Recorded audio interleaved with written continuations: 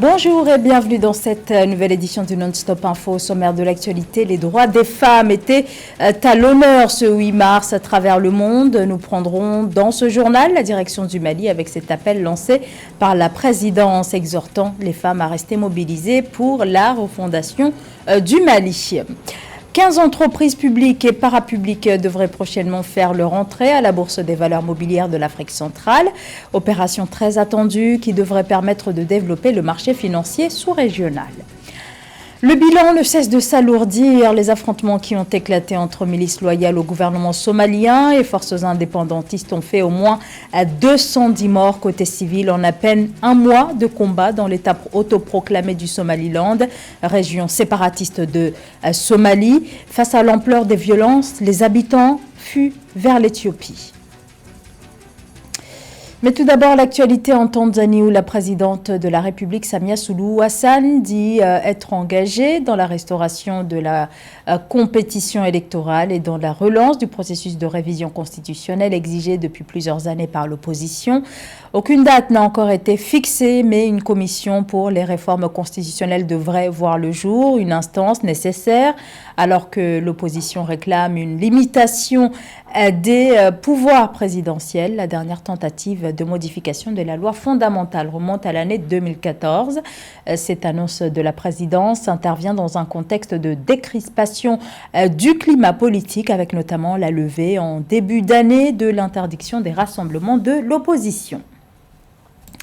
Retour maintenant sur la journée internationale des droits des femmes aux quatre coins du monde. Plusieurs manifestations, événements et discours ont été tenus ce 8 mars. Ce fut notamment le cas à Bamako au Mali où les autorités de transition ont notamment salué l'implication des femmes en politique dans l'actuel climat politique où la question de la souveraineté du Mali se pose. Gladys Mamba. Elle compose 50% de la population malienne, mais reste sous-représentée au sein des institutions de la République. Les femmes étaient au cœur de l'hommage rendu par le colonel Assimi Goïta le 8 mars 2023 à l'occasion de la Journée internationale des droits des femmes, tout en exprimant sa reconnaissance envers les femmes pour leur combat quotidien et leur dévouement constant dans la marche du Mali vers sa pleine souveraineté. Le président de la transition s'est dit conscient des difficultés auxquelles les Maliennes sont confrontées. J'ai conscience des difficultés que vivent les femmes et les filles qui sont, entre autres, les contraintes liées à la crise sécuritaire que connaît notre pays, la scolarisation et le maintien des filles à l'école, l'alphabétisation des femmes et des filles, l'accès des femmes à la terre, au crédit et aux moyens de production. La participation des femmes aux instances de prise de décision, les violences physiques et émotionnelles dont elles sont victimes. Face à ces défis, le gouvernement maintiendra la dynamique déjà amorcée dans le but de ramener le bilan de la promotion de la femme à hauteur de souhait. L'application de la politique pour promouvoir le genre dans l'accès aux fonctions nominatives et électives demeure un défi au Mali. Seules 6 femmes sont comptées parmi les 28 ministres que compte le gouvernement. Le Conseil national de transition, organe législatif provisoire, ne compte que 42 femmes sur 147 membres, soit moins des 30% exigés par la loi 2015-2052 du 18 décembre 2015. Aucune institution du Mali n'a une femme à sa tête. Mais le président Assimi Goïta reste optimiste et affirme compter sur l'inclusion des femmes pour la refondation du pays. Je voudrais ici lancer un appel aux femmes du Mali et constituant plus de la moitié de la population, de l'intérieur comme de l'extérieur, à rester mobilisées aux côtés des autorités de la transition pour la refondation du Mali. Car les défis auxquels notre pays fait face sont nombreux et multiformes. Des réformes politiques et administratives, à l'organisation du référendum et des élections, avec en toile de fond la sécurisation du territoire face à la persistance du terrorisme, la tâche est de toute évidence immense. Malgré un bilan mitigé, les femmes maliennes continuent de se battre pour leur émancipation et leur présence au sein des instances de décision.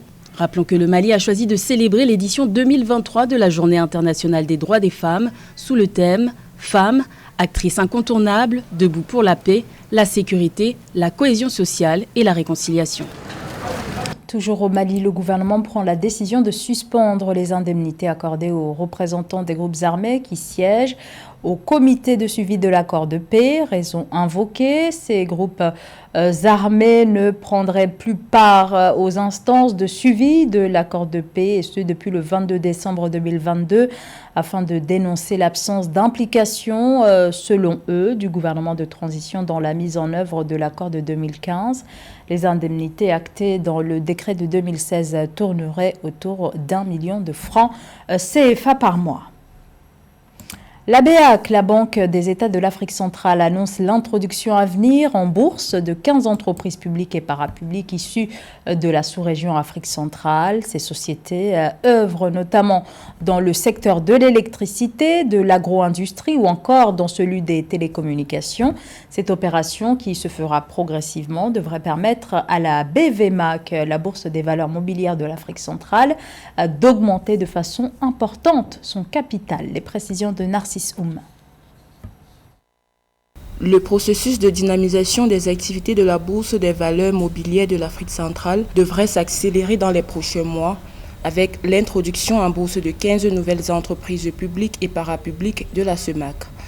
Selon les données révélées le 2 mars 2022 par le gouverneur de la Banque des États de l'Afrique centrale BEAC, ces entreprises ont été sélectionnées par les États de la CEMAC conformément à un engagement pris avec l'adoption de l'acte additionnel du 19 février 2018. On a plus de 1300 milliards de capitalisation. On voit des sociétés privées qui viennent se faire coter en bourse. Nous avons plus de 17 entreprises parapubliques au niveau des États qui ont été désignées et nous travaillons sur leur introduction en bourse. L'entrée en bourse de ces 15 nouvelles entreprises devrait permettre à la Bourse des valeurs mobilières de l'Afrique centrale, commune aux 6 pays de la CEMAC, dont le Cameroun, la Centrafrique, le Congo, le Gabon, la Guinée équatoriale et le Tchad, d'augmenter son capital dont le montant actuel est de 6,8 milliards de francs CFA. Les capitaux ainsi attendus viendront soutenir les actions entreprises depuis 2019 pour la modernisation et la compétitivité du marché financier unifié de la CEMAC.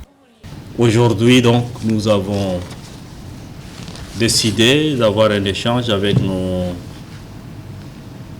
les actionnaires de la bourse pour renforcer, et dans le cadre justement du plan d'affaires qui indique qu'il faudrait rehausser aussi le capital de cette société, que les gens fassent les efforts nécessaires.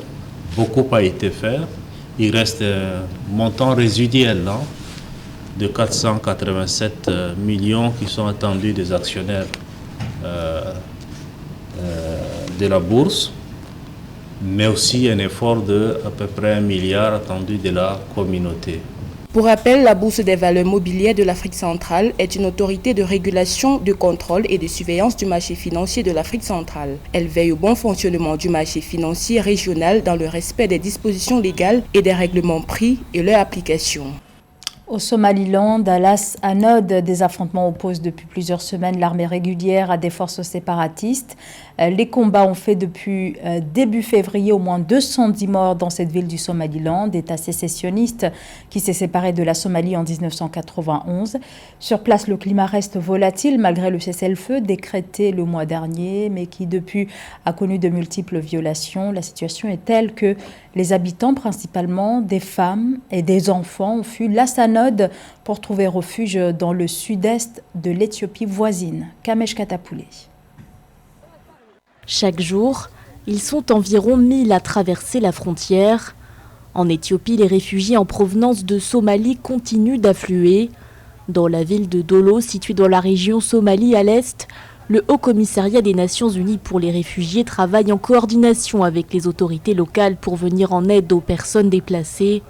Des articles de secours leur sont distribués à leur arrivée. Mais face à une telle affluence, les ressources des agences humanitaires deviennent limitées. Nous avons vu des femmes, des enfants et des personnes vulnérables traverser la frontière. Ils se retrouvent en Éthiopie où la sécheresse sévit. Mais malgré tous les défis auxquels la population locale est confrontée, elle s'est montrée généreuse. Ils ont ouvert leurs portes et ont accueilli des milliers et des milliers de réfugiés. D'après le HCR, plus de 100 000 Somaliens sont venus trouver refuge en Éthiopie. Ils ont fui les violences qui secouent Las Anod. Depuis plusieurs semaines, Cette ville du Somaliland est le théâtre d'affrontements entre milices loyales au pouvoir somalien et forces indépendantistes. Malgré un cessez-le-feu décrété le 10 février par les autorités, les violences persistent. Des combats qui ont fait depuis le 6 février 210 morts dans les rangs des civils. Les familles que j'ai rencontrées m'ont dit jusqu'à présent qu'il fallait mettre fin à la violence pour que les gens puissent retourner dans leur région d'origine et vivre en paix. Donc un soutien est nécessaire pour soulager leurs souffrances, dont de l'eau, de la nourriture, de l'argent, des services de protection ainsi qu'un abri. Mais en plus de ce soutien urgent, ce qu'il faut, c'est créer les conditions pour que les gens puissent retourner dans leur pays d'origine au plus vite. Autre conséquence de ces violences, l'augmentation du nombre de déplacés internes. Le 16 février dernier, le Bureau de la coordination des affaires humanitaires de l'ONU en avait dénombré plus de 185 000 au Somaliland, région qui a proclamé son indépendance en 1991, une indépendance non reconnue par la communauté internationale. Au Cameroun, dans le cadre de la Journée internationale des droits des femmes, plusieurs événements se sont tenus à travers le pays. Pour sa part, le ministère de la Défense a organisé au stade militaire de Yaoundé, la capitale, la première édition d'une compétition sportive et culturelle. Il s'agit du Challenge sportif et culturel des Amazones. Découverte dans ce reportage. En marge de la 38e édition de la Journée internationale de la femme, le ministère de la Défense du Cameroun a organisé au stade militaire de Yaoundé la première édition du Challenge sportif et culturel des Amazones. En plus des dames du ministère de la Défense, cet événement qui s'est tenu le 6 mars 2023 a réuni femmes de médias et actrices du secteur social. L'objectif étant de renforcer les liens entre les différents corps de métier. La célébration de cette journée, nous la devons au ministre délégué à la présidence chargée de la Défense, qui a voulu par là regrouper les femmes, rapprocher les femmes des autres administrations au MINDEF. C'est pour créer les liens d'amitié, de solidarité, pour qu'ensemble nous puissions célébrer la femme et puis voir aussi certaines incompréhensions qui existent quelquefois entre les administrations. Marche sportive, tir au but, course de sac, course de relais, lancer de ballons sont quelques activités qui ont meublé cette première édition du Challenge sportif et culturel des Amazones. Plusieurs distinctions ont été remises aux participantes, notamment le prix du fair play accordé à la société de presse et d'édition du Cameroun Sopecam et celui de la meilleure équipe octroyé au ministère de la Défense. La journée a été belle, c'est la première édition. Nous comptons renouveler cette célébration l'année prochaine, bien entendu en améliorant, peut-être avec d'autres activités, et puis voir ce qui n'a pas marché. Placé sous le thème « Pour un monde digital inclusif », Innovation et technologie pour l'égalité des sexes, l'édition 2023 de la Journée internationale de la femme est un rappel à une meilleure implication des femmes dans le processus de développement socio-économique. Et c'est ainsi que l'on ouvre notre page des sports. Avec nous sur ce plateau, José Douglas, journaliste au service des sports d'Africa 24. Bonjour José. Bonjour Zara. Merci à vous d'être avec nous. Alors on commence par les demi-finales et finales de la CAN des U20. Oui, un petit retour sur les demi-finales, justement, avec le Sénégal qui a pulvérisé la Tunisie sur le score de 3-0. Lamine Camara, auteur d'un doublé lors de cette victoire en demi-finale, ambitionne désormais avec ses coéquipiers de rafler le titre après des prestations extraordinaires en Algérie en marge du CHAN 2022. Lamine Camara, joueur du FC Metz, a sorti le grand jeu, excellent dans tous les compartiments de jeu. C'est l'un des maîtres à jouer des Lionceaux du Sénégal. Nous allons voir d'autres images, Zara, avec Nigeria-Gambie. Gambie qui l'emporte 1-0. Les Scorpions, justement, qui ont validé leur billet pour la finale de la compétition. Et c'est vraiment l'équipe qui surprend dans la compétition. Un petit but a suffi contre le Nigeria, qui a eu un pénalty, mais a échoué. Les hommes d'Abdouli Bojang ont battu le Nigeria et Stade international du Caire. Adam Bojang, auteur d'un triplé, contre le Soudan du Sud, inscrit l'unique but du match, son 4e dans ce tournoi. Le point maintenant, José, sur les résultats des demi-finales et sur les équipes qui poursuivent l'aventure. Oui, avec un tableau, match pour la 3e place des demi-finales, avec les résultats que vous voyez, le Sénégal qui a battu donc la Tunisie 3-0 et la Gambie qui l'emporte sur le Nigeria 1-0. Et puis ensuite, place pour le match de la 3e place, ce vendredi entre la Tunisie et le Nigeria. Et ce samedi 11 mars, la grande affiche entre le Sénégal et la Gambie. Alors, quelques réactions maintenant concernant cette finale. Lamine Camara, le milieu de terrain, qui a inscrit le doublé pour la victoire 3-0 du Sénégal contre la Tunisie, il réagit avec beaucoup d'ambition. Le coach nous a dit d'être concentré parce que le match sera difficile. Cela a été le cas. On s'est concentré du début à la fin, on a remporté la victoire. Maintenant, il nous reste à gagner le trophée et je pense qu'avec le jeu qu'on a proposé, on peut prendre ce trophée. Première finale panafricaine pour la Gambie, le coach ne cache pas sa satisfaction. Je suis fier de ces garçons fort sympathiques qui sont en train d'écrire l'histoire de notre football, de notre pays. C'est extraordinaire, magnifique, stratosphérique et bien encore plus que ça. Nous avons marqué 10 buts dans cette compétition sans encaisser. Toutes nos lignes étaient au rendez-vous. Et Zara, il faut noter que les deux équipes n'ont encaissé aucun but. Depuis le début de la compétition, les amateurs ont donc droit à une finale électrique. Rendez-vous donc ce samedi 11 mars à 17h GMT. Et puis quelques infos maintenant. Sachez que parmi les meilleurs 11 de la phase finale de groupe, nous retrouvons 4 lionceaux du Sénégal, le gardien Landing Badji, les deux milieux Mamadou Camara et Pape Diop et l'attaquant Papa Diallo. Et puis côté gambien, le milieu Aladji Saïné. Alors, après le foot, la boxe, José. La boxe, effectivement, je pense et j'espère que vous aimez la boxe, Zara. Regardez les deux boxeurs, justement, en entraînement. Tony Yoka et le Camerounais Carlos Takam qui vont se retrouver au Zénith de Paris ce samedi 11. Le Zénith qui a connu de grandes soirées de noblard. Beaucoup se souviennent encore de ce combat entre le faucon marocain Saïd Fouedi Skouma qui rencontrait le Jamaïcain Mac McCallum. Le combat s'était arrêté à la 9e reprise. Skouma avait du sang partout et son short blanc était devenu rouge. Le Camerounais Carlos Takam promet la même intensité ce samedi. Il veut tout briser. Je vous propose d'écouter tout d'abord Tony Yoka. Moi j'ai eu la chance de boxer Yohan Diopa et là j'ai la chance de boxer Carlos Takam. On va dire que franchement les deux ils ont joué le jeu, au final ça s'est fait et c'est très bon. Il y aura mes supporters, il y aura les siens, le public sera divisé, il ne sera pas forcément inquiet à ma cause. Donc oui c'est très spécial mais c'est excitant. Et dans l'autre coin, l'entraîneur de Joseph Germain et Carlos Takam qui promet l'enfer à Tony Yoka. Écoutez bien. Le fait que j'ai quand même vécu 9 ans avec lui, Carlos, on a travaillé sur certaines bases, je le connais. Je connais ses qualités, je connais aussi ses défauts. Donc je suis là pour essayer de remettre un petit peu les trucs en place à ma vision, quoi, c'est tout.